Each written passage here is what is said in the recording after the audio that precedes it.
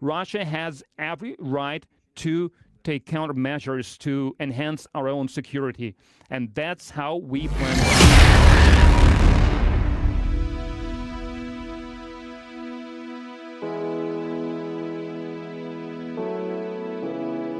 And last December, we have sent our partners the draft document about security guarantees and also the draft agreement on the measures of enhancing Russian security and NATO member security.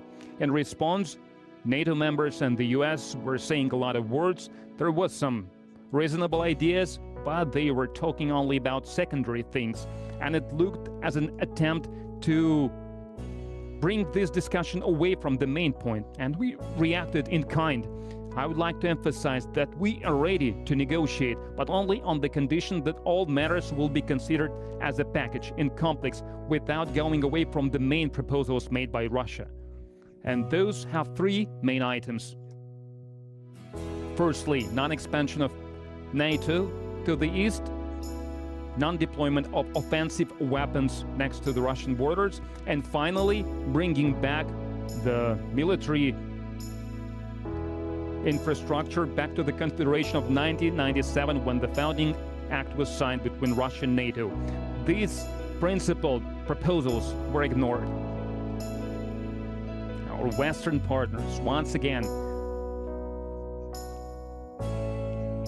they were saying same old words that every state has freedom to choose ways to enhance its security, to provide its security, to join any military alliances.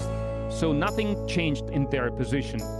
They talk about the same open doors policy. More than that, once again, they try to blackmail us. Once again, they threaten us with sanctions. And I think they will still impose those, introduce those as strong and as more powerful our country becomes. They will always find an excuse to introduce more sanctions, regardless of the situation in Ukraine, that is. The only goal they have is to contain the development of Russia. And they will do that like they did it before, without any formal excuse, only because we exist.